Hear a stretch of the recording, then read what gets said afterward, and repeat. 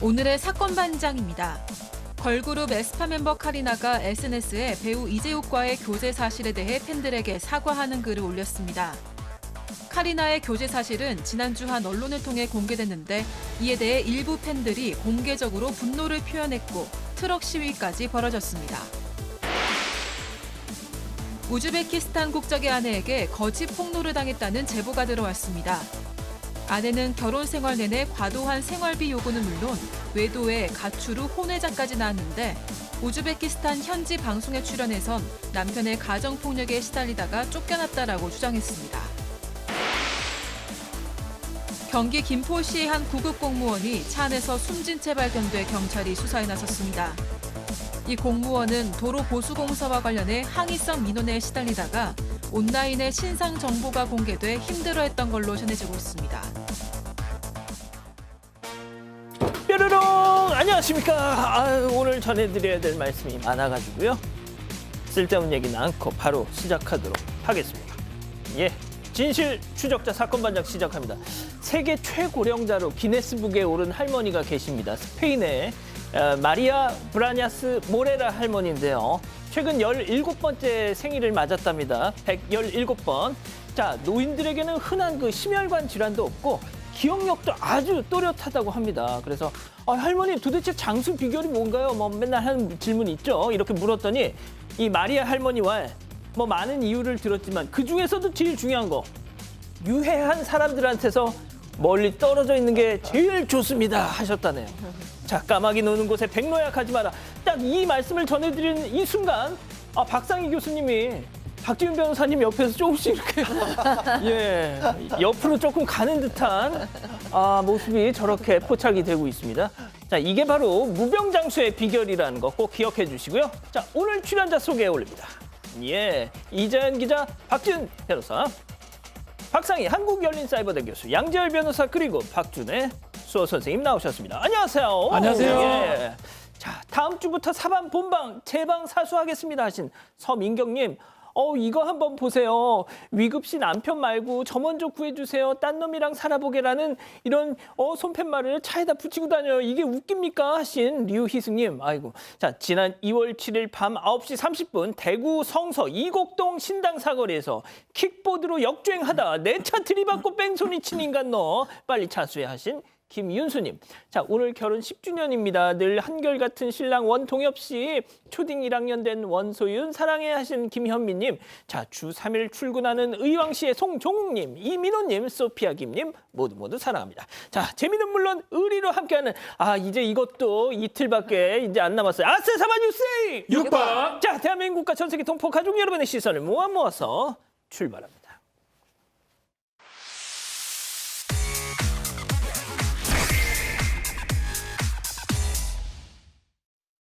첫 번째 달려보죠.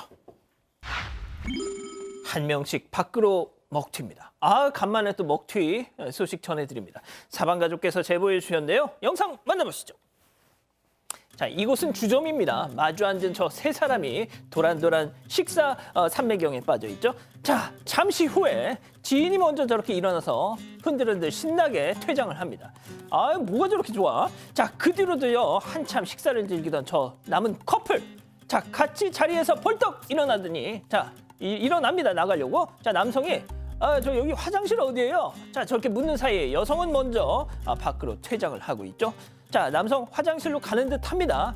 자, 잠시 후에 볼일 다 보고 나왔어, 남자. 자, 기다리던 어디로 갈까요? 계산하러 갈까요? 아닙니다. 기다리던 여성과 사이좋게 저렇게 손을 꼭 잡고 갑니다. 자, 양 변호사님 여기서 돌발 퀴즈. 저 여성 남친과 한패다. 혹은 저 여성은 모르는 눈치다. 먹튀하는 남자 만날 일 없다. 어떤 거?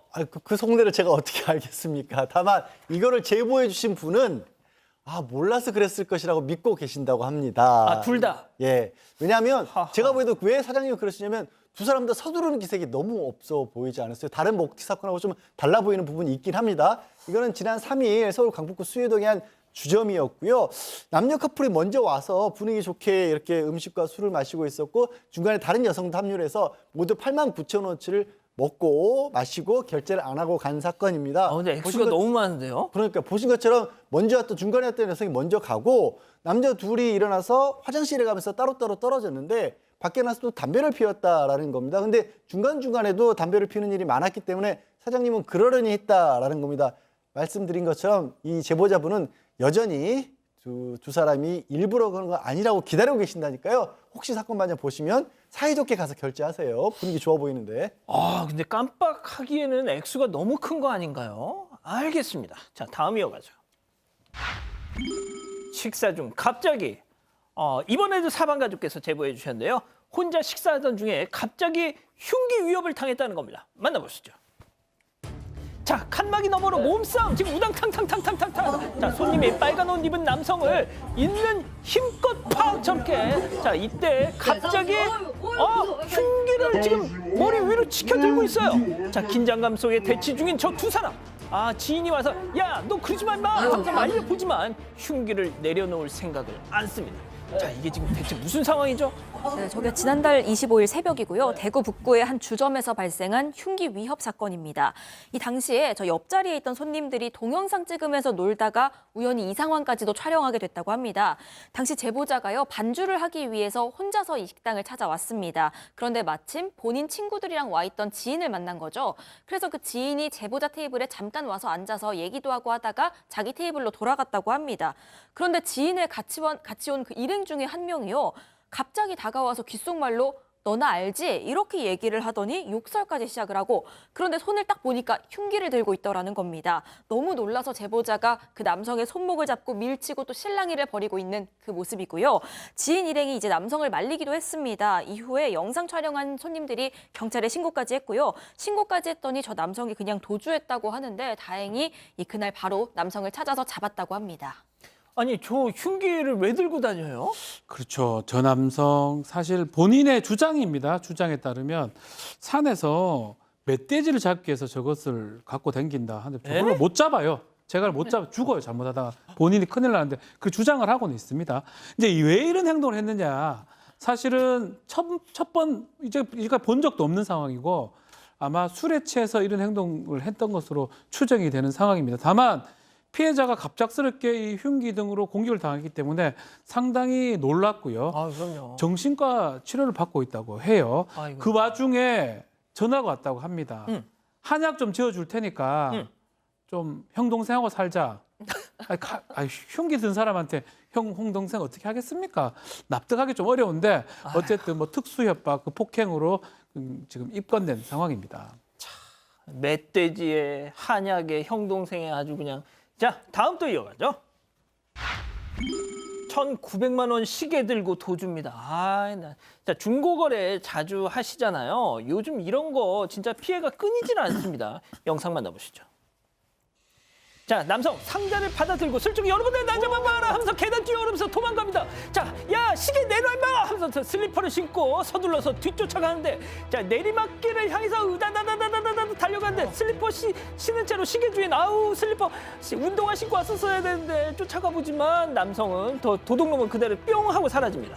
자, 직거래면 얼굴을 보고 하는 거니까 당연히 에이 설마 안심하고 만나. 하지만 저렇게 뒤통수를 칩니다. 예, 그런 일들이 왕왕 벌어지고 있습니다. 이 사건은 지난 1일 제주 1도시에서 벌어진 일인데요. 지금 말씀하신 것처럼 중고거래를 하겠다라고 해서 물건을 보여줘서 상품 상태를 확인부터 하죠 하고 받아들더니 바로 가지고 도망갔던 사건이고, 저 상자 안에 들어있던 건 무려 1,900만 원짜리 명품 시계였다라고 합니다. 근데 범인이요, 2시간 만에 전당포에서 저걸 팔려다가 잡혔어요.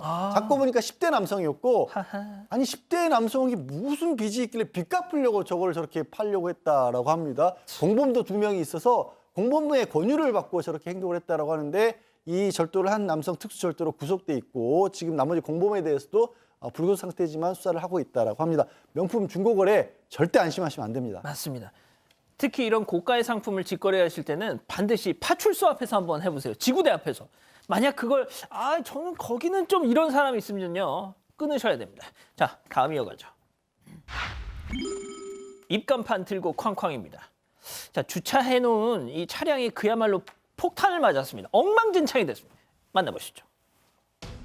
자, 바닥에 떨어진 입간판을 저렇게 주워서 번쩍 올리고 팍! 뒷유리 팍! 또 팍! 다 깨져서 아이 꽂혔어 그냥 입간판이. 그러더니 뒤돌아 사람들한테 뭐라고 막 고래고래 소리를 질러요. 자, 이번엔 다른 거 들어가 또 집어 던졌어요. 자, 또 팍 던지고, 야, 박상희 네가 그렇게 잘났어. 남자 마음을 이렇게 몰라줘. 하여튼 계속 저렇게 난동을 경찰 왔습니다. 잡아요. 잡는데 계속 난동을 지금 부리다가 여러 명이 달려드니까 자기가 뭐 붙들려야죠. 어쩌겠어요. 자, 교수님, 진짜 왜 저러고 살아? 남의 그러니까요. 차에다가. 얼마나 차주께서 속상하시고 황당하시겠어요. 차주와는 일면식도 없던 사이라고 하고요. 그럼 왜 도대체 저런 행동을 벌였냐?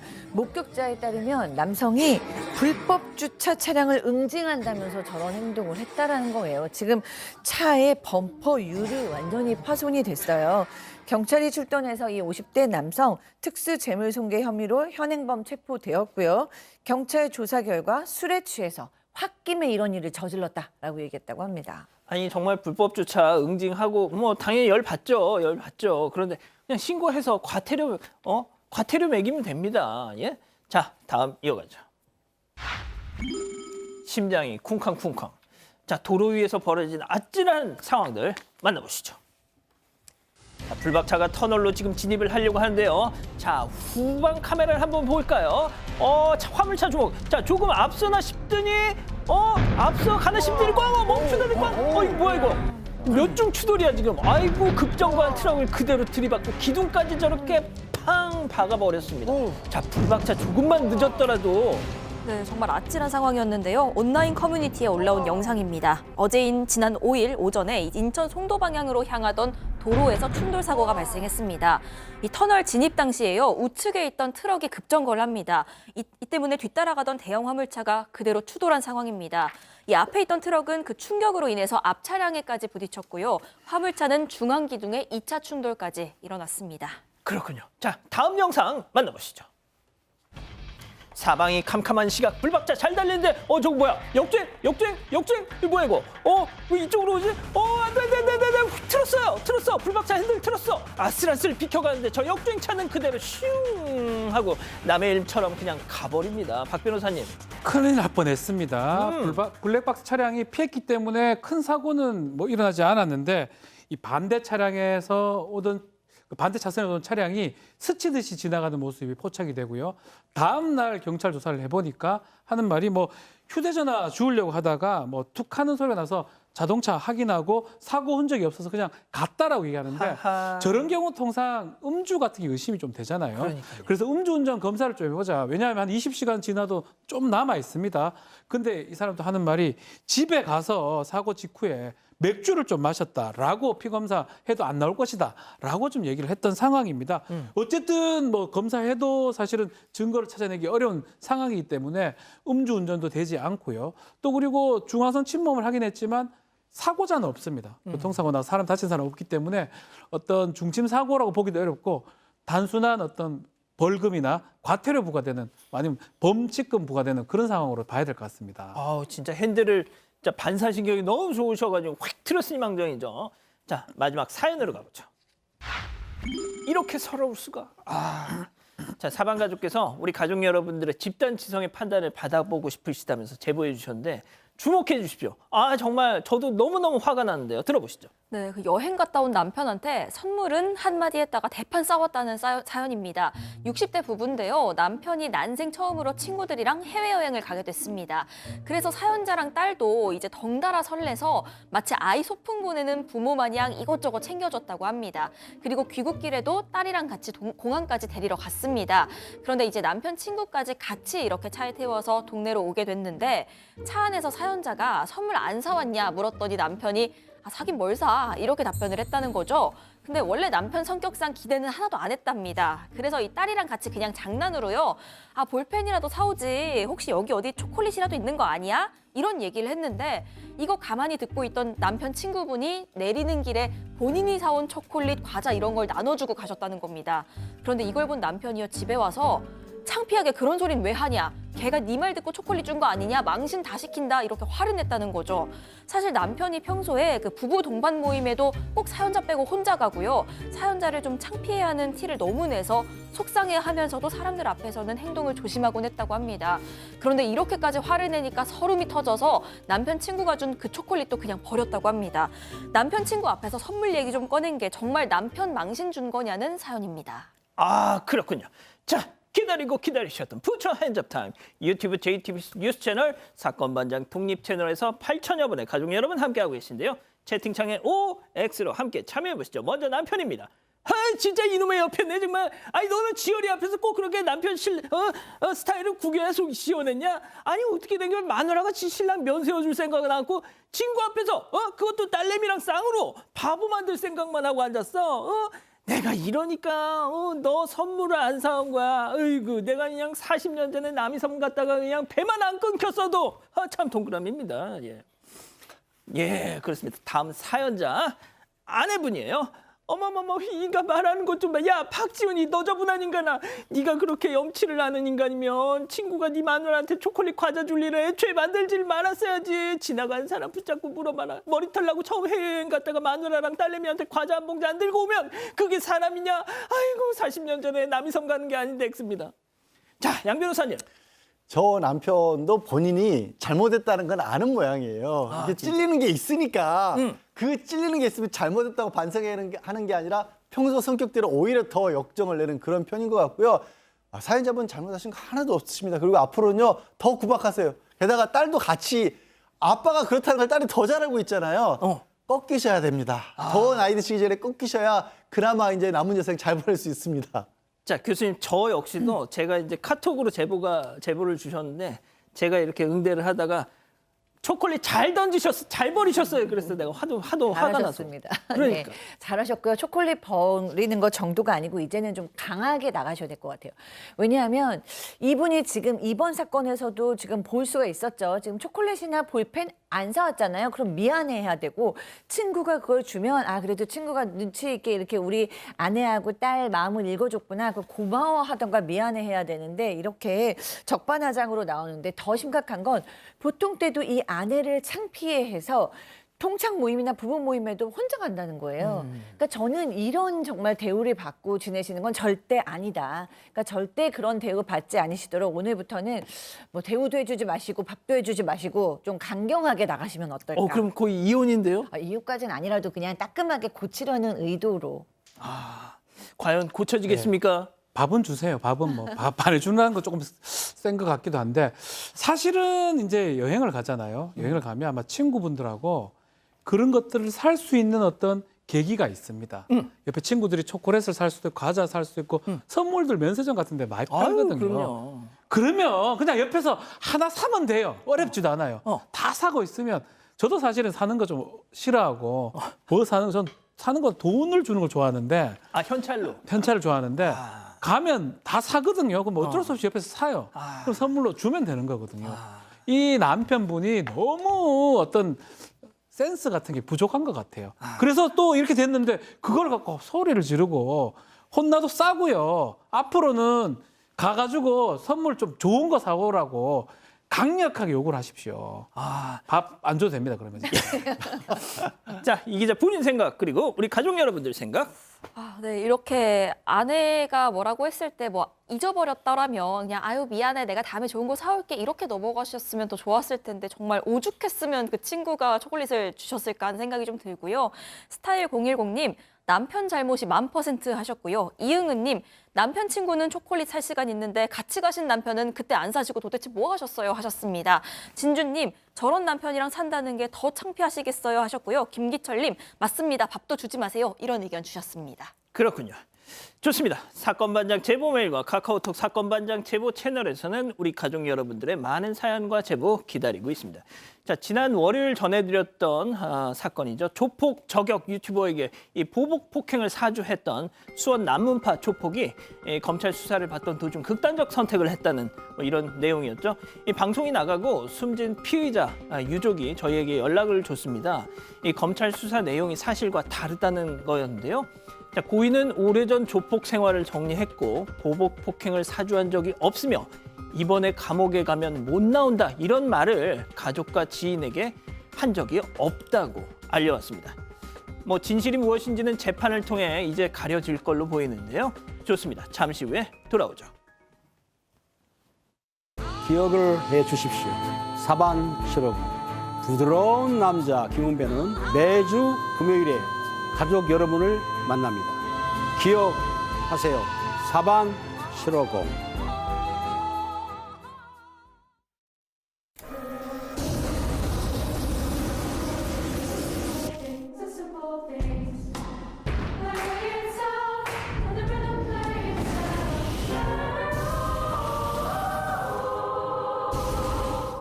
와, 드시는 건 아직도 선수시네요. 잇몸은 현역이거든요. 그럼요. 잇몸은 은퇴가 없으니까 잘 관리하세요. 염증은 줄여주고 잇몸속부터 건강하게. 인사돌 플러스. 잇몸 속부터 단단하게. 인사돌로 플러스 하세요. 인사돌 플러스.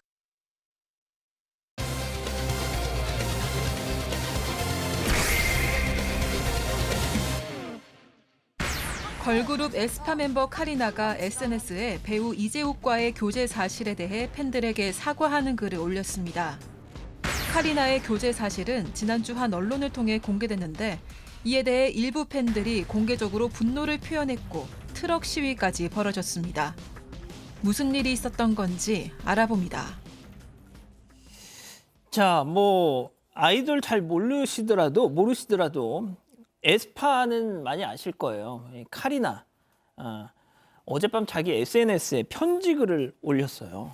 네, 걸그룹 에스파의 멤버 카리나 씨가요, 어젯밤 자신의 SNS에 자필로 쓴 편지글을 올렸습니다. 자필로 쓴 거였는데 그동안 저를 응원해준 마이들, 이제 마이들이 에스파 팬클럽의 이름입니다. 마이들이 얼마나 실망했을지, 그리고 우리가 같이 나눈 이야기들을 떠올리며 속상해하고 있다는 것도 잘 알고 있다 시작을 했습니다.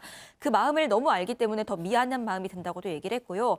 상처받은 부분을 앞으로 잘 메워나가고 싶다. 마이들에게 항상 진심이었고 지금도 저한테는 정말 소중한 한 사람 한 사람이라고 팬들에 대한 사랑을 강조하는 내용이었습니다. 앞으로 마이들 실망시키지 않고 더 성숙하고 열심히 활동하는 모습을 보여드리고 싶다. 지켜봐 달라고도 당부했습니다. 저는 이 사과문부터 봤거든요. 그래서 저는 이 친구가 혹시 무슨 사고 쳤나? 그렇죠. 학폭이나 음주, 마약 그럴 때 쓰는 거잖아요. 그러니까요. 그렇지만 그게 아니에요. 뭐였어요? 왜 사과를 하고 있느냐? 연애 때문에 사과를 하고 있습니다. 자, 뭐 한 보도 매체에서 지난 27일 날 보도를 했어요.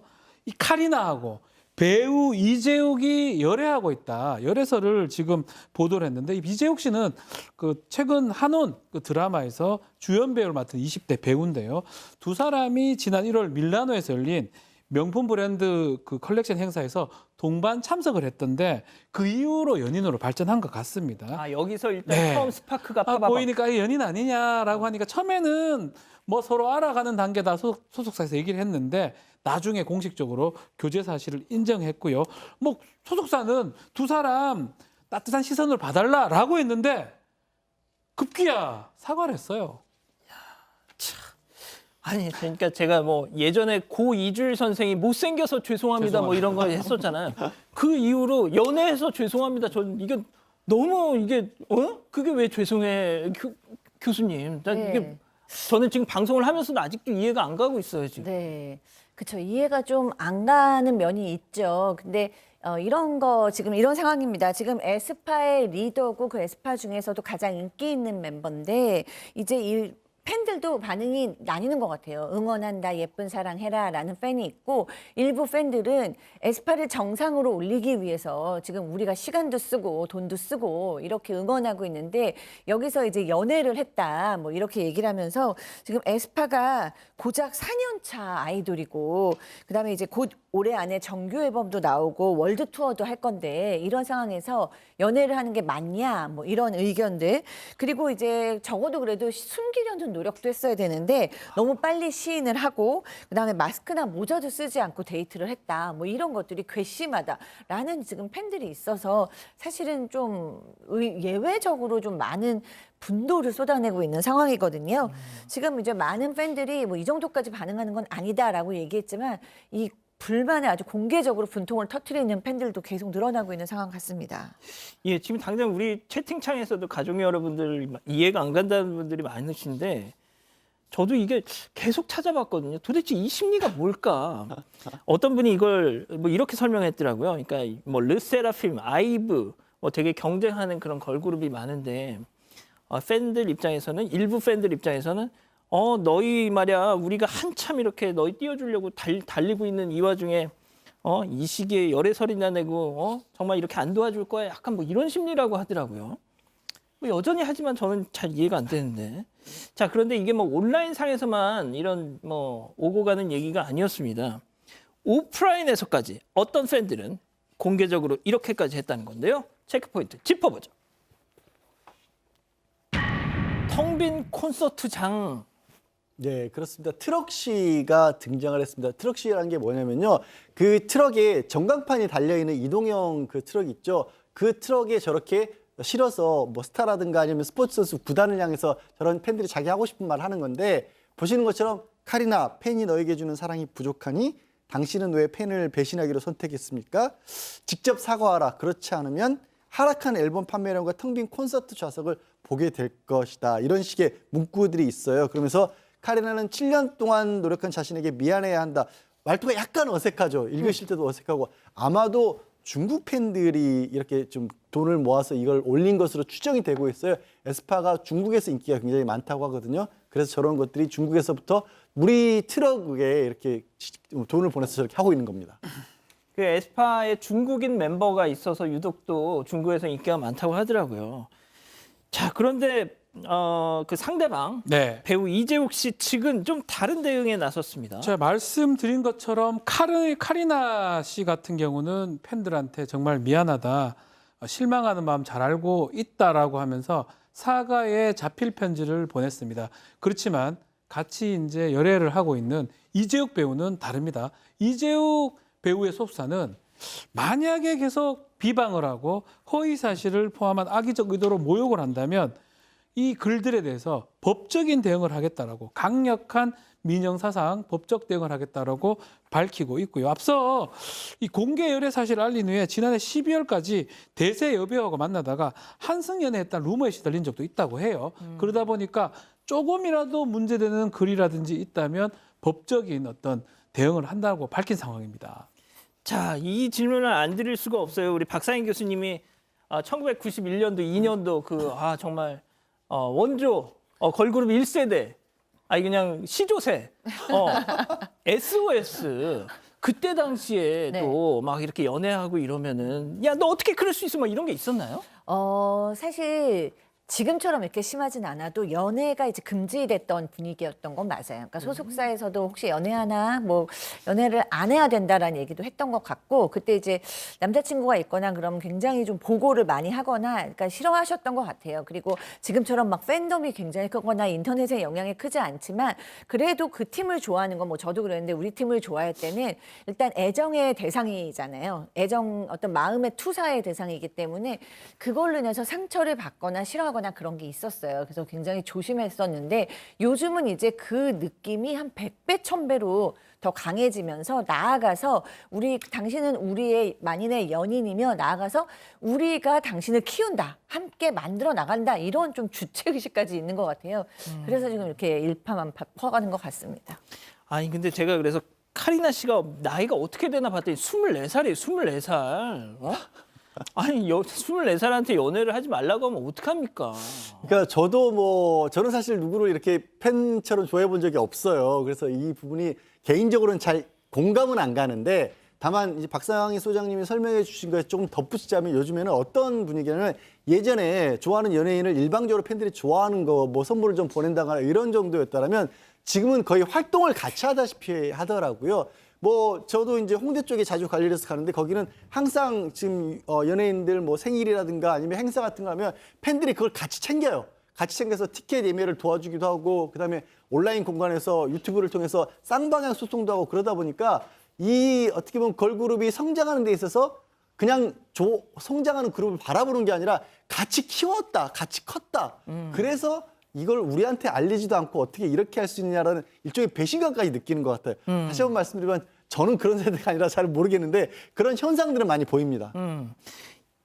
박준영 씨 예전 G.O.D 예. 그거 있었잖아요. 네, 나 이제 32살이에요. 연애를 한다고 이제 비난을 받으니까 울면서 호소했던 뭐 그런 일이 있었는데. 그게 벌써 20년 전입니다. 그렇습니다. 그런데 이번 사건이라고 할지도 모르겠지만 아무튼 이번 사태에 대해서도 의견이 분분한 상황입니다. 일단 연애가 괜찮다는 입장은 무슨 연애한다고 사과문 올리는 거 해외에서 상상도 할 수 없는 일이고 이 한국 팬덤의 분위기가 너무 좀 과열된 측면이 있다. 또 팬이라고 해서 사생활 침해하고 통제할 권리까지 있는 거 아니다. 실망했으면 그냥 조용히 이제 팬을 그만두면 되지 괴롭힐 이유는 없다. 뭐 이런 의견이 있는 반면에요. 아이돌 연애는 안 된다는 의견은 이렇습니다. 일단 아이돌 그룹은 일반 대중보다는 팬덤에 의존해서 활동을 하는데 이 팬들은 일종의 어떤 선망과 유사연애 감정이라고도 하고요. 또 동료의식 이런 것들을 가지고 아이돌을 좋아하는 사람이 있고 실제로 그런 것들을 타격해서 이 어떤 기획사에서 아이돌 그룹을 기획을 한다는 겁니다. 그렇기 때문에 연애를 아예 안 할 수는 없어도 최소한 적어도 들키거나 인정을 하면 안 된다. 이건 어떤 아이돌로서의 본분을 망각한 일이다. 뭐 이런 의견이 또 있기도 합니다. 제가 가장 인상적이었던 댓글은 합계 출산율 0.6%인 나라에서 24살 여성이 연애한다고 사과를 해야 한다니 이런 게 있더라고요. 알겠습니다. 첫 번째 사건 정리하고요. 두 번째 사건 이어갑니다.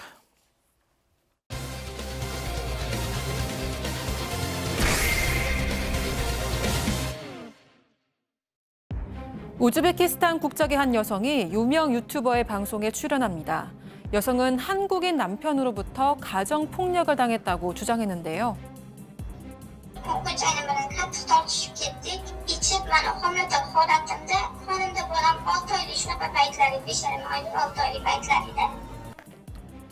여성의 충격적인 고백에 우즈베키스탄 국민들은 큰 충격을 받았습니다. 하지만 이를 본 여성의 남편은 사실 무근이라고 반박에 나섰는데요. 여성이 이른바 피해자 코스프레를 하고 있다는 겁니다. 한때는 부부에서 지금은 원수가 된 두 사람. 과연 숨겨진 진실은 무엇일까요? 자, 이건 뭐 충격적인 좀 제보입니다. 제가 직접 취재를 했는데 한 외국인 여성과 한국인 남성이 결혼을 하면서 시작됐습니다. 네, 먼저 그 누나가 남동생 좀 도와달라면서 직접 제보를 해왔습니다. 일단 남동생은 지인을 통해서 우즈베키스탄 국적의 여성을 소개를 받았고요. 이 두 사람은 지난 2021년에 우즈베키스탄에서 실제 결혼까지 했습니다. 아내는 20대였는데 한국에 돌아온 뒤에는 곧바로 또 임신까지 했습니다. 아내의 나이가 훨씬 어렸던 만큼 원하는 건 다 들어주려고 노력했다고 하고요.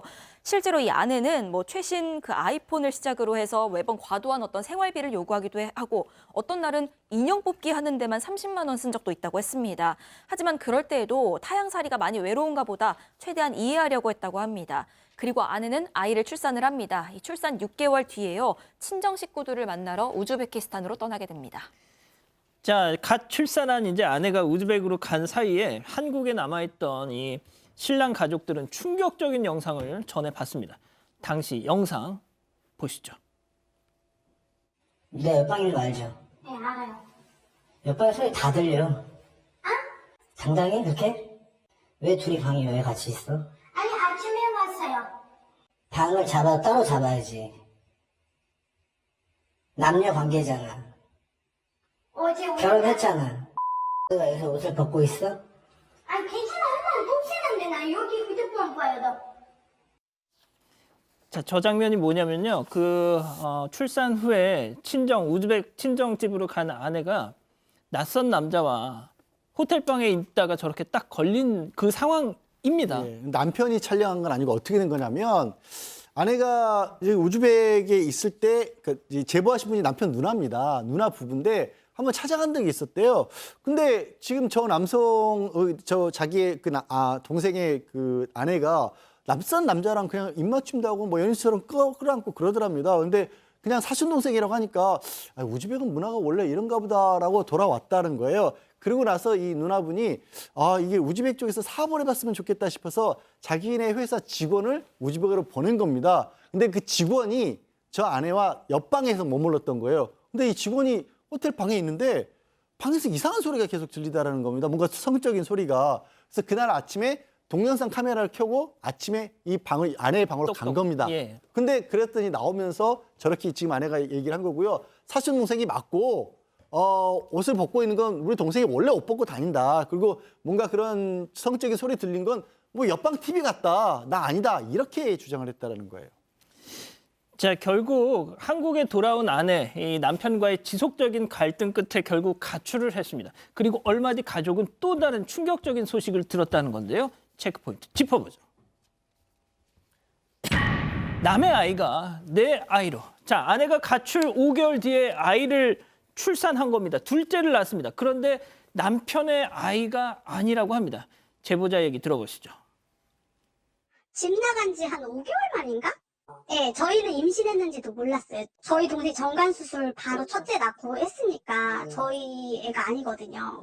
그리고 본이라고 만나서 얘기했을 때도 저희 애 아니라고 얘기를 하더라고요. 그들이 나중에 저희 동생 호족에다 올려놓고 그러고 나니까 이제 의료보험 혜택이 되니까 좀 저렴하게 돈 내고 나온 것 같더라고요.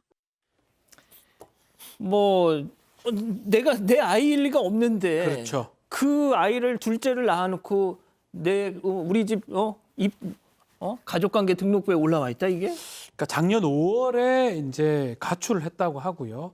한 5개월 만에 아이를 가졌는데 첫째를 낳고 지금 이 신우이의 그 제보자 남편 같은 경우 동생 정관 수술했기 때문에 사실은 아이를 가질 수는 없는 상황이죠. 예. 누가 보더라도 다른 사람의 아이일 가능성이 이제 큰 상황인데 이제 사실은 이게 두 가지가 좀 문제가 됩니다.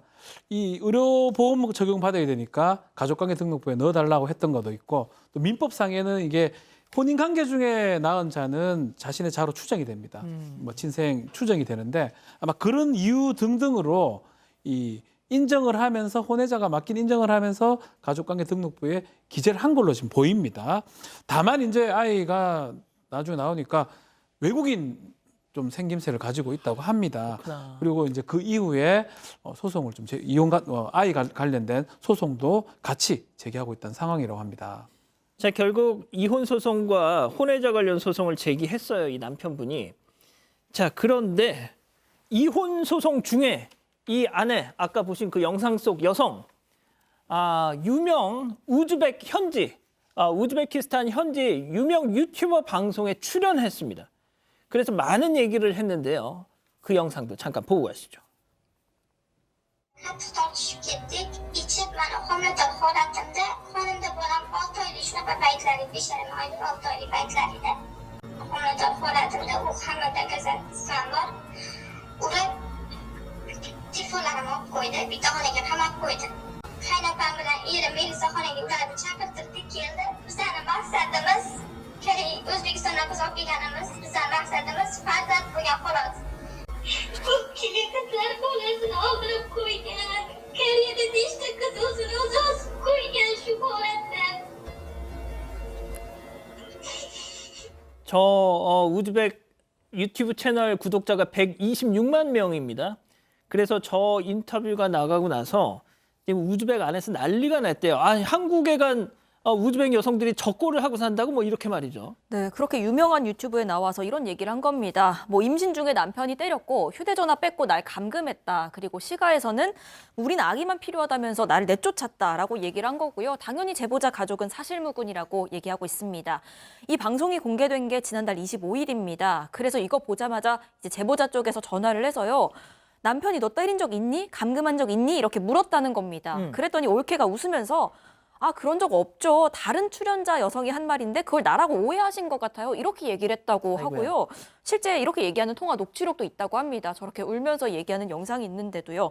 그래서 제보자 가족은 이 올케가 이혼 소송 당했다 보니까 유리해지기 위해서 일종의 어떤 피해자 코스프레를 하고 있는 거다. 이렇게 주장하고 있습니다. 자, 제가 아까 잠깐 말씀드렸지만 교수님, 네. 만약에 우즈벡 사람들이 이런 전후 사정을 잘 모르고 저 영상만 보면 아니 지금 뭐 하는 거야? 한국 인간들 막 이럴 거 아닙니까? 그럼요. 이미 뭐 20만 조회 넘겼고 4,500개 이상의 댓글이 달렸다고 하는데 저 영상을 보면서 한국은 참 그래도 좋은 나라, 멋진 나라라고 생각하겠어요? 뭐 그런 미개하고 비인간적이고 인권이 없는 나라가 다 있냐? 굉장히 화를 내겠죠. 그러니까 이거는 개인의 문제가 아니고 사실은 혐한을 일으키는 국가적인 어떤 문제로도 봐야 될 것 같아요. 그리고 저 개인적으로는 이 남편하고 아이도 너무 안쓰럽고 죄 하나 없이 이 아이도 엄마한테 이렇게 뭐 버림받고 남편도 마찬가지고 그리고 또 이 여성 때문에 또 영상에 나가면 우리 또 나라에 있는 분들은 저런 우즈벡 여성들이 와서 열심히 사는 여성들이 있음에도 불구하고 또 다문화 가정에 대한 맞아요. 또 나름 또 편견을 갖게 될 수도 있어요. 그러니까 이 여성이 지금 저지르고 있는 일이 얼마나 많은 사람에게 피해를 주고 있는지 좀 꼭 깨달았으면 좋겠습니다. 실제로 거기 달린 많은 댓글 주한 우즈벡 이 분들이 저 해당 유튜브 채널 그 클립에 댓글을 많이 다신대요. 거짓말하지 말라고. 그래서 뭐 그런 취재 과정에서 그런 얘기도 들었는데, 자 일단 양 변호사님 그 3년도 안 되는 결혼 생활 동안에 외도에 뭐 혼외자 출산 지금 어디 있대요? 이 여성 정말 끝도 없이 황당해집니다. 이 여성 여전히 한국에 있는데 한국의 유흥업소에서 불법적인 어떤 그런 행위를 하고 있다라고 합니다. 제보자분에 따르면. 그리고 또 본인이 지금 보신 건 다른 SNS예요. 자기가 스스로 찍어서 올린 SNS인데 거기에 대놓고는 내가 바람 피운 거 맞고 지금 우즈벡 남성하고 동거하고 있다라고 또 스스로 또 그것도 밝히고 있다라는 거예요. 지금 제보자 가족들 같은 경우는 다 그냥 끝내고 싶어서 이혼 좀 해달라라고 요청을 하고 있는 상황이고 저 여성 같은 경우는 이혼을 뭐 떠나서 첫째 아이에 대한 면접 교섭권 내지는 권리를 포기할 수 없다라고 주장을 하고 있다라는 겁니다. 왜냐하면 이 아이에 대한 권리가 아예 인정이 안 되잖아요. 그럼 저 여성이 한국에 머물 수 있는 권리가 없어. 귀국해야 되는군요. 네. 그래서 그거는 나 포기 못한다 하면서 그러면서 틱톡에 저렇게 올리고 있다라는 거예요. 자 아까 이제 뭐 박상희 교수님도 잠깐 말씀하셨는데 박 변호사님, 예. 이 제보자분들이 이걸 제보한 이유가 있습니다. 이제 아이들이 있잖아요. 엄마잖아요. 그렇죠. 첫째 엄마죠. 예. 자 그런데 엄마가 저렇게 뭐 혼외자를 낳고 또 외도를 하고 심지어 뭐 이렇게 하는 거를 이 아이가 커가면서 보는 게 아이 교육에 좋겠냐. 차라리 그냥 엄마는 우즈벡 돌아가고 떨어져 있는 게 낫지 않느냐. 그래서 이혼을 시키고 면접 교섭권을 좀 그 엄마한테 내주지 않고 싶다 이렇게 얘기하고 계세요. 그렇죠. 지금 이제 이혼하는 거야 뭐 법적으로 한다면 가능할 것 같은데 이제 면접 교섭권 박탈하는 부분입니다.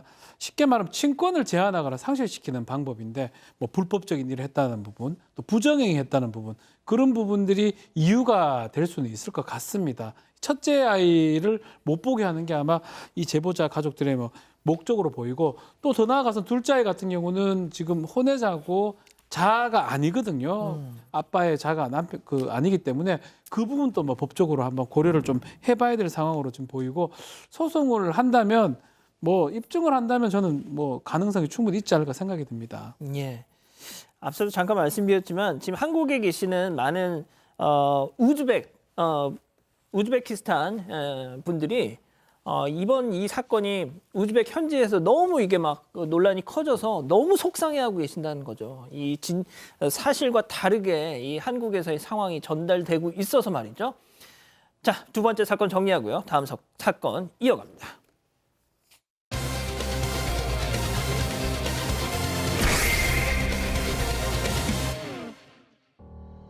경기 김포시의 한 구급 공무원이 차 안에서 숨진 채 발견돼 경찰이 수사에 나섰습니다. 이 공무원은 도로 보수공사와 관련해 항의성 민원에 시달리다가 온라인에 신상 정보가 공개돼 힘들어했던 걸로 전해지고 있습니다. 어떻게 된 일인지 알아봅니다. 너무 안타깝습니다, 이거. 진짜. 네, 이 김포시청 소속의 구급 공무원이 있었습니다. 이 공무원 가족이요, 연락이 안 닿는다면서 실종 신고를 했고요. 이 신고 접수한 경찰이 이제 위치 파악에 나섰는데 어제 오후 3시 40분쯤에 인천 서구의 한 도로에 주차된 차량 안에서 숨진 채로 발견이 됐습니다. 발견 당시에 이미 심정지 상태였고요. 차 안에서는 극단적 선택을 한 정황도 나왔습니다. 너무 힘들다, 괴롭다 하소연을 많이 했다고요. 네, 이 고인은 지금 이제 도로 보수를 담당하는 공무원이었는데 1년 6개월 전에 임용돼서 현재 부서가 첫 발령지였다고 합니다. 그런데 지난달 20일 정도부터 이제 항의성 전화를 받기 시작하는데 그때쯤 눈이 너무 많이 왔대요.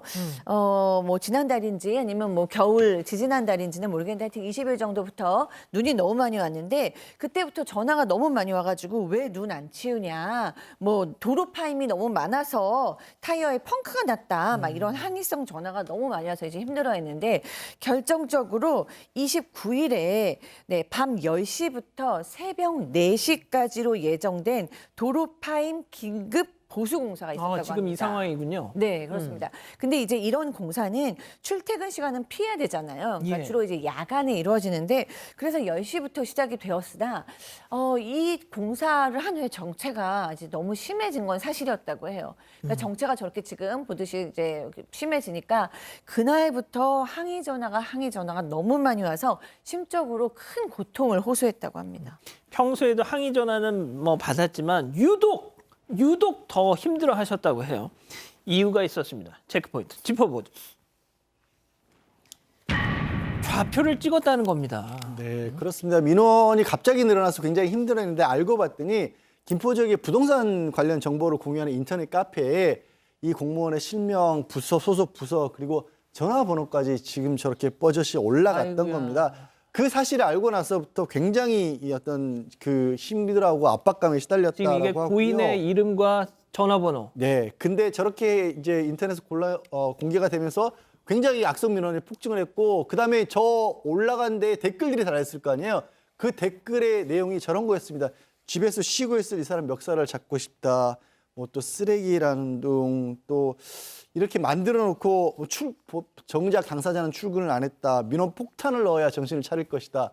이런 식의 댓글들이 계속 달렸던 겁니다. 그러니까 한마디로 지는 공사 시켜놓고 우리 이 고생 시키면서 본인은 집에서 쉬고 있을 거 생각하니까 진짜 열받네 뭐 이런 내용 같아요. 자, 그런데 박 변호사님. 네. 이게 아니니까 지금 저희가 이러는 거 아닙니까? 이게 그렇다고 하더라도 저렇게 댓글을 단다면 상당히 충격을 받을 건데 문제는 사실관계도 같지 않다라는 겁니다. 지금 얘기에 따르면 실제로 보수공사가 있긴 있었는데 이 담당 공무원이 현장까지 갔다라고 해요. 현장까지 직접 가가지고 다 처리를 좀 하고 1시에 새벽 1시까지 현장에 있다가 도로 정체 풀리고 나서 현장까지 지켜보고 왔다라고 합니다. 뭐 중간중간에 뭐 11시 그때 뭐 좀 막힌 거는 사실인데 그때 뭐 필요하다면 전화도 한다 그러고 현장에 분명히 있었는데 그거 다 제외하고 다른 식으로 댓글이 달리다 보니까 그런 부분 상당히 좀 스트레스를 많이 받았던 것 같습니다. 아니 뭐 당연히 도로 보수 공사 하다 보면 길 막히고 불편하니까 화나죠. 그런데 좌표를 찍을 일이냐 이겁니다, 양 변호사님. 그리고 또 지금 박 변호사 얘기한 것처럼 사실관계에 맞는 것도 아닌 그러니까요. 완전히 허위 사실에 기초해서 불만을 터뜨렸던 거 아니겠습니까? 당연히 생각해 보시면 이제 임용된 지 1년 반 정도밖에 안 된 하의직 공무원이에요. 뭐 승인해놓고 자기는 서류 작업만 해놓고 그냥 집에서 편히 쉴 수 있는 위치에 있지도 않았던 겁니다. 그리고 저런 식으로 악성 민원이 있게 되면 또 이 젊은 공무원 입장에서는 이렇게 윗선에 대한 부담감 같은 것도 굉장히 고통스러웠을 거 아니겠습니까? 결국 경험도 부족하죠. 거기에 또 이상하게 실명까지 공개되면서 또 지역사회에서 어찌 보면 나쁜 사람으로 찍힐 수도 있다. 이런 여러 가지 것들이 절대로 해서는 안 될 생각까지 품게 만들었던 것으로 보입니다. 그 신상을 공개한 좌표를 찍은 그 해당 인터넷 카페 오늘 무슨 입장을 냈더라고요. 네, 그 카페 운영진이 사과문을 올렸는데 일단 그 게시물을 단순한 민원성 게시물로 판단했기 때문에 거기서 신상털이 또 마녀사냥식 댓글이 이어지고 있는지는 인지를 못했다. 다시는 이런 일이 일어나지 않도록 잘 살펴보겠다 밝혔고요. 현재 그 문제됐던 게시물은 삭제가 된 상태입니다. 그런데 그 신상 공개한 민원인으로 추정되는 누리꾼 본인 역시도 이 신상이 공개가 됐습니다. 그랬더니 자신의 블로그를 초기화를 했고요. 온라인 커뮤니티에 역시나 사과문을 올렸습니다. 잘못된 행동으로 인해서 돌아가신 공무원과 그 가족들에게 죄송한 마음이다. 담당 공무원에게 심적 부담을 끼치게 해 죄송하고 자중하고 살겠다고 말씀드릴 수밖에 없을 것 같다. 이 비판 감수할 거고 다만 가족에게는 누가 끼치지 않게 해달라. 이렇게 글을 올렸습니다. 임용 2년차 9급 공무원이었습니다. 오늘 김포시에서 시 전체 공무원들이 지금 충격과 슬픔에 빠져 있고 해당 그 누리꾼을 고발하겠다 이런 입장을 내놨는데 박 변호사님. 네. 근데 사실은 이 사망하고 그 민원 제기 뭐 댓글이죠. 인과성을 좀 확인하는 것들은 아직 확인이 안 됐다라고 합니다. 그렇기 때문에 그 부분 좀 확인을 해야 될 것 같고 또 다른 것 때문에 또 심적 부담 느낄 수도 있으니까요. 그 부분은 확인이 반드시 필요할 것 같습니다. 다만 공무원들, 동료 공무원들 침통한 지금 분위기라고 하면서 추모 공간 마련해서 검은 리본 착용했다고 합니다. 또 같은 일하던 그 동료가 충격으로 사직서 제출하려고 했는데 일단은 김포시 관계자의 말에 따르면 만류해 놓은 상태라고 밝히고 있습니다. 자, 제가 이제 좀 인상적인 댓글 하나를 봤어요. 도로 관리하는 사람입니다. 이 도로 파임 보수 공사를 낮에 하면 왜 밤에 하지 낮에 하냐고 민원. 그래서 밤에 하면은 시끄러워서 잠 못 자겠다고 민원. 낮에 포트홀 때문에 사고 났다고 손해배상 해달라고 민원. 그럼 도대체 우리는 언제 공사해야 합니까? 라고 도로 관리하시는 분이 댓글을 다셨다고요. 자, 삼각 고인의 명복을 빌고요. 세 번째 사건 정리합니다. 별별 상담소 이어가죠. 가족 여러분, 오윤성입니다. 사건 반장이 3월 11일부터는 저녁 7시 50분에 찾아옵니다. 저와 함께 하시죠. 기다리고 있겠습니다. 감사합니다.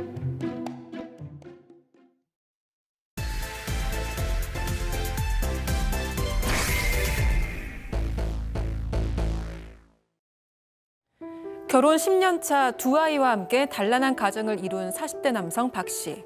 조금 다른 게 있다면 아내의 직업이 무속인이라는 것 정도였습니다.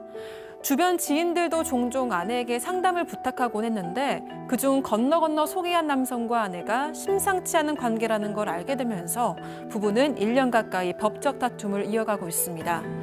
그런데 문제는 그동안 박 씨가 두 아이를 보지 못하고 있다는 건데요. 임시 양육자인 아내가 이런저런 이유를 들면서 아이들을 보여주지 않고 있는 겁니다.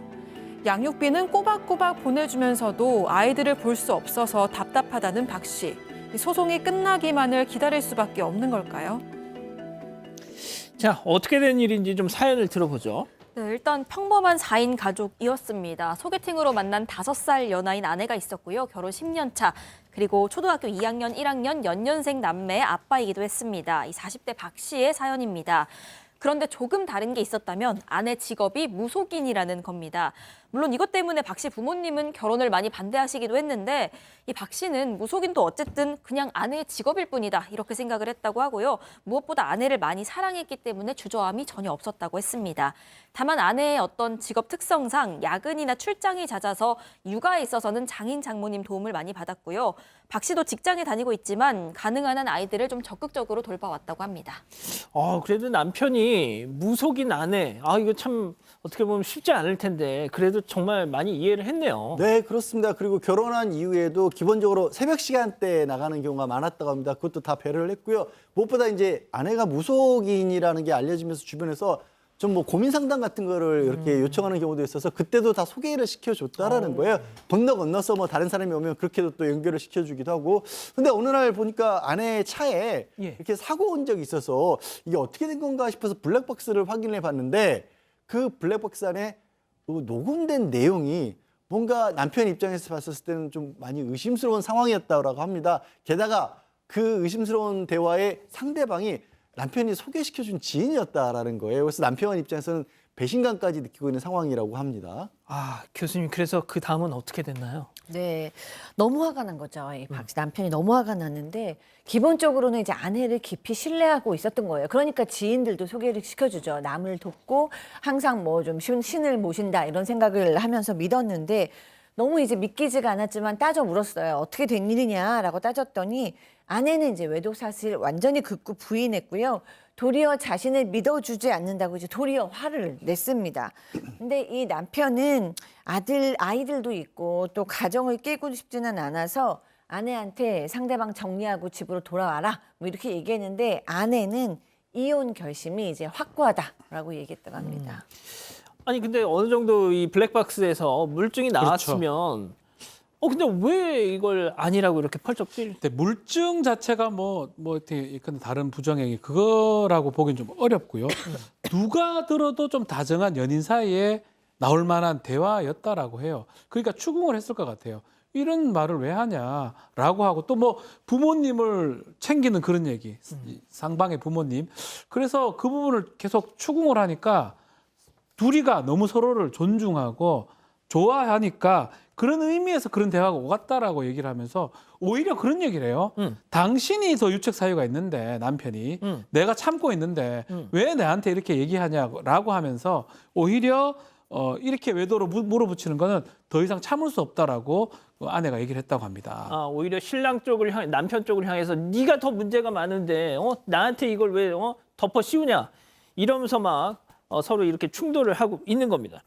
자, 그래서 일단 남편은 상간남을 상대로 손해배상 소송을 청구를 했고 아내와도 이혼 소송을 진행 중이다. 그런데 아직까지 결론은 안 났나 보죠? 네, 결론 안 나고 지금 1년 가까이 끌고 있는 상황입니다. 일단 박 씨는 상간남 상대로 해서 이 손해배상 소송 먼저 시작을 했고요. 그 이후에 이혼 소송을 진행을 했습니다. 그런데 이 아내는 박 씨가 그 상간남 소송한 직후부터 이 굉장한 어떤 적개심을 드러냅니다. 그러면서 나한테 앞으로 절대 직접적으로 연락하지 마라.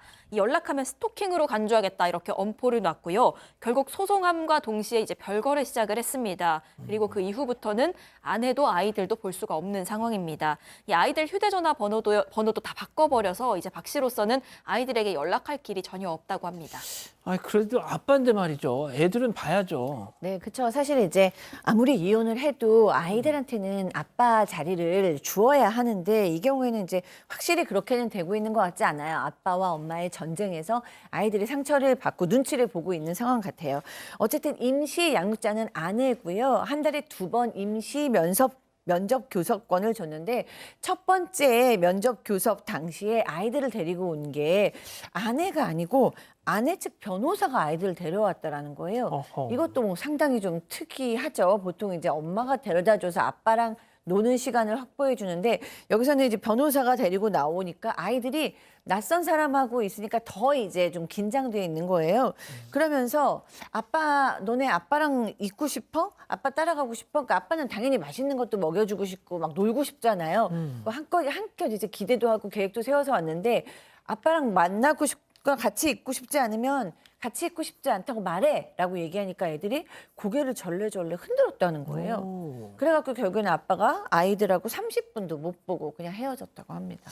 아이들 반응이 왜 그랬을까요? 글쎄요, 뭐 그냥 섣불리 짐작할 수 있는 건 아닌데 진짜 뭐 엄마랑 있다 보니까 낯설어서 그럴 수도 있고 다른 낯선 사람에 의해서 이끌려와서 그럴 수도 있고 또 그렇다고 해서 지금 남편분은 걱정하는 게 지금도 이런 상황이어서 지금 아이들 뭐 이 학교 갈 때 멀리서 볼 수밖에 없는 경우인데 혹시라도 정말 이혼 소송이 마무리되고 나면 아이들 아예 못 만나는 거 아니야 이런 걱정을 하고 계세요. 하지만 그렇지는 않습니다. 이게 임시 양육권이기도 하고 이 양육권이라고 하는 걸 면접교섭권은 양육권 못지않게 이 부모 한쪽 부모로서의 당연한 권리고 이런 부분이 잘 이행이 안 되면 이행 강제할 수 있도록 법원의 명령을 받을 수도 있고요. 또 그것을 사유로 해서 양육권이 바뀌는 경우까지도 있거든요. 그래서 그렇게 일방적으로 이렇게 불이행할 수는 없는 거고요. 또 최근에는 법원에서도 이 아이들의 의사를 파악할 때도 한쪽의 어떤 얘기만 듣지 않도록 해서 법원 내에서 상담사분들이 직접 아이들을 만나서 얘기도 들어보고요. 그리고 요즘에 이제 서울 같은 경우 이렇게 법원 내에 면접 교섭을 할 수 있는 장소를 가지고도 많이 다퉈요. 그러니까 내가 뭐 집에 데려올 거야, 어디 갈 거야. 서로 얼굴 보기 싫어하고 그런 경우도 있어. 법원 내에 아이들 볼 수 있는 공간도 마련해주고 있기도 합니다. 그래서 여러 가지 방법이 있으니까 너무 걱정하지 마십시오. 자, 재산 분할 관련해서도 박 변호사님. 그렇죠. 이 아내가 직업이 그렇다 보니까 현금 그 카드보다 현금이 좀 많다고 봐야 될 것 같고요. 복비 같은 거. 복비를 또 카드로 요새 하긴 되긴 한데 특수성상 현금이 좀 많다고 하고 그리고 명의를 대부분 남편이나 이 처가 식구 명의로 많이 했다라고 합니다. 오피스텔이나. 그러다 보니까 남편이 버는 거는 사실 남편 명의에 그걸로 되고 생활비를 좀 받아서 이렇게 했는데 재판이 걸리고 나서부터는 돈을 다 끊어버렸다고 합니다. 아내 쪽에서. 예, 그러다 보니까 이 변호사 비용도 들고 돈이 좀 상당히 많이 드는 상황인데 좀 돈으로 좀 힘들다. 또 양육비도 좀 본인이 좀 내는 상황이기 때문에 여러 가지로 많이 어렵다라고 하고 있습니다. 자, 그렇군요. 그럼 여기서 별별 상담소 오늘의 궁금증 짚어보죠. 자, 아내의 외도로 일단 이 남편분의 주장입니다만 이혼 소송 중인데 아이들도 못 보고 생활고로 힘에 부친다 하하, 역시 이제 뭐 재산 문제가 좀 뭐 관건인 것 같아요. 아내 명의 지금 혼인 기간이 지금 10년 정도 됐고 맞벌이였답니다.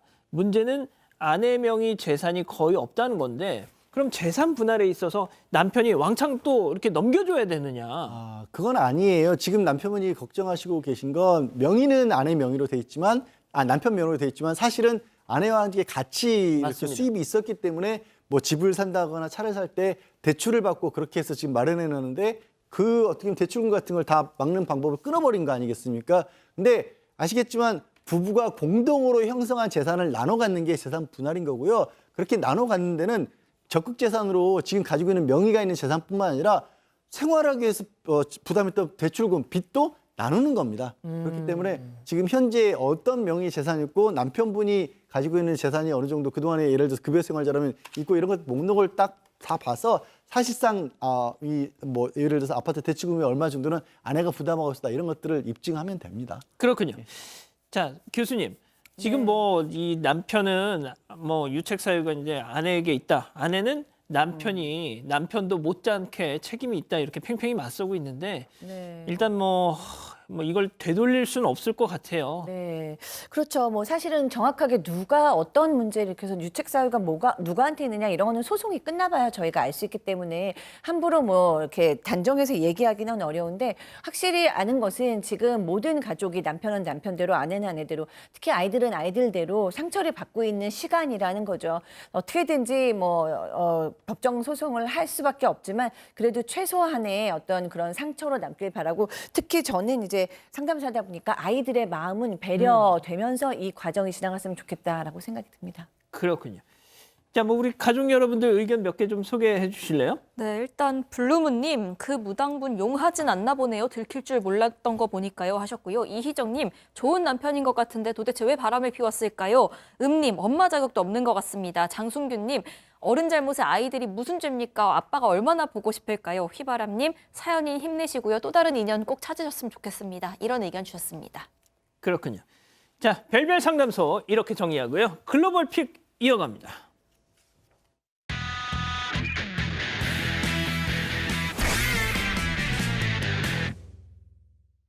페루로 가보시죠. 네, 트럭 한 대가 교차로에 있던 차를 들이받고도 멈추지 않고 내달립니다. 도로엔 트럭에 실려있던 벽돌들이 와르르 떨어진 모습이죠. 이 사고를 모를 리가 없는 트럭 운전자, 무슨 일인지 역주행까지 해가면서 오히려 속도를 더 내는 모습입니다. 차들도 급히 운전대를 틀어서 이 트럭을 피해봅니다. 이 와중에도 벽돌들은 뿌연 먼지를 일으키면서 쏟아져 내립니다. 왠지 술 냄새 납니다. 결국 이 트럭 건널목 지나던 사람들 덮치면서요. 결국 저렇게 전복이 돼버리고 말았습니다. 자, 트럭에 실려있던 벽돌들은 먼지와 함께 행인들을 향해서 날아갔고요. 이 사고로 운전자 포함해서 모두 5명이 크게 다치고 말았습니다. 아유, 어쩌면 좋아. 네, 구조대원들과 경찰들이 사고 수습에 나섰습니다. 부상자들은 병원으로 옮겨졌고요. 트럭 운전자는 경찰 조사 과정에서 트럭 브레이크가 제대로 작동 안 했다 이렇게 주장하고 있는데 경찰은 정확한 사고 원인 조사에 나섰습니다.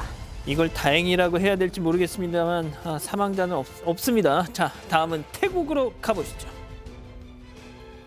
네, 수백 명의 사람들이 건물 앞에 모여서 환호성을 지르고 있는데요. 그리고 그 건물에선요, 얼굴을 싹 다 가린 두 사람이 경찰의 호위를 받으면서 나오는 모습입니다. 이들이 등장하니까 사람들이 더 격하게 흥분하기 시작을 합니다. 경찰도 짓누르고 무섭게 이들을 향해서 달려듭니다. 연예인이에요? 이들 수백 명의 태국인들을 분노케 한 필리핀 트랜스젠더였습니다. 자, 하루 전날요, 태국이랑 필리핀 트랜스젠더 간에서 충돌이 있었다고 합니다. 필리핀 사람들이 먼저 태국인들을 조롱하고 또 손가락 욕을 하면서 심기를 건드렸다고 합니다. 결국 몸싸움으로 이어졌고요. 이 영상이 SNS를 타고 퍼지면서 필리핀 사람들이 묵고 있는 호텔에 태국인 수백 명이 찾아가서 이 시위 아닌 시위를 했던 겁니다. 일단 당시 상황 보고 오겠습니다. 뭐요? ถ้าเกิดตำรวจเขาเอารถมาไว้ตรงนี้มาจอดตรงนี้เสร็จปุ๊บเขาจะเอาฟิลิปปินส์ขึ้นรถเขาขอความร่วมมือ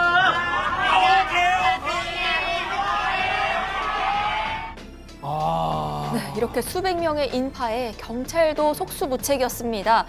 이 필리핀 사람들은 건물 앞에서 한참 동안 문매를 때려 맞고서야 경찰들 도움을 받아서 빠져나올 수 있었던 건데요. 이 난투극의 경찰은 필리핀, 태국 할 것 없이 모두 잡아들여서 일단 조사할 계획이라고 합니다. 자, 다음은 호주로 가보시죠. 리포팅 준비하고 있는 기자 머리 위로 새 한 마리가 콕 앉았다가 날아갑니다. 그래 또 와서 콕, 또 한 번 콕. 계속해서 기자의 머리를 콕콕 쏘는데요. 당시 상황 한번 다시 보시죠. Who was responding to a complaint involving a taxi fare on January the 30th last year in Twickenham, an area southwest of London. Now this alleged That's the funniest thing. Oh, that's great.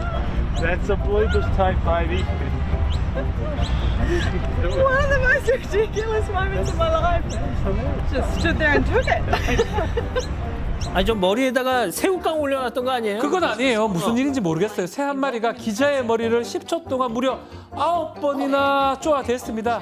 기자는 어떻게든 이어가 보려고 했지만 아픈 건 둘째치고 이 상황이 너무 황당해서 웃음이 터져버리고 말았다고 합니다. 그때는 아픈 것보다 창피한 게 더 큽니다. 조금 그래요. 기자는 프로답게 머리를 고쳐 담은 후에 리포팅을 이어갔다고 하고요. 이 영상은 SNS 퍼지면서 화제가 됐습니다. 누리꾼들은 역시 프로는 다르다. 나였으면 벌써 도망갔다. 이런 반응이 나옵니다. 저 같은 생방 중에 욕했을 것 같아요. 저는 찍찍 그랬을 것 같아요. 예? 죄송합니다. 네. 자, 다음은 최근 온라인에서 화제가 되고 있는 영상 함께 보시죠. 서 있는 어린아이 앞으로 물 한 줄기가 쪼르륵 쪼르륵 흘러나오고 있습니다. 황당하게도 소변을 보고 있는 거예요. 아이가 볼일을 다 보자 옆에 있던 어른은 또 바지를 또 치켜 올려줍니다. 근데 지금 이 장소가 화장실이 아닌 것 같잖아요. 아니라고 해주세요, 제발. 생각했던 거 이거 바로 지하철 아니었습니다. 열차 바닥에는 아이의 소변이 흐르고 흘러서 옆에 있던 그 승객의 신발을 적셨어요. 정말 항상 그 자체인데요. 역에 화장실이 없었던 것도 아니었습니다. 설령 없다고 하더라도 열차 안에서 볼일을 보면 절대 안 되는 일인데요. 아니, 정말 어쩔 수 없다. 그러면 보호자가 보호를 받아야지. 안 돼요. 그런 일이 생기면 안 돼요. 자, 목격자들에 따르면 뒤처리는 당연히 하지 않았다고 하고요.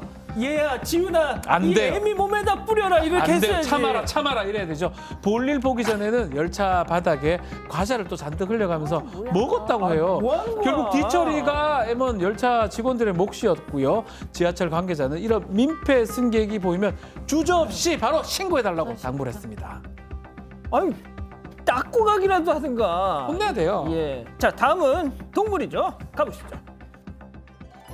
네, 한가득 쌓인 흰 눈밭에 뭔가 뿅 하고 올라왔다가 다시 사라집니다. 이번엔 더 가까이에 와서요. 고개를 쏙 내놓은 이것, 바로 북방족제비였습니다. 흰담비라고도 하는데요. 눈밭으로 쏙 들어가서 헤엄쳐서는요. 이제는 코앞까지 다가옵니다. 담비. 네, 길쭉한 몸으로 아주 날쌔게 움직이는 모습입니다. 스키장에 나타난 귀여운 흰담비 한 마리가 스키 타던 사람들은 이 스키를 모두 멈추고 이 흰담비의 매력에 푹 빠질 수밖에 없게 만들었는데요. 더 매력적인 건 이 북방족제비는 원래 밤색 털인데요. 추운 겨울이 되면 이 털이 눈처럼 하얗게 바뀌는 거라고 합니다. 털 색깔이 바뀐다고요? 그렇습니다. 하지만 개체수가 현저히 줄어서 이젠 야생에서 쉽게 볼 수가 없다고 하는데 이런 흰담비의 깜짝 등장에 누리꾼들 행운이 따로 없다는 반응을 보였습니다. 그렇군요. 아유, 알겠습니다. 예쁘네요. 자, 사랑하는 사건 반장 가족 여러분, 따뜻한 밤 보내시고요. 저희는 다음 주 월요일부터는 저녁 7시 50분, 하지만 내일은 저녁 6시 반에 옵니다. 안녕히 계십시오.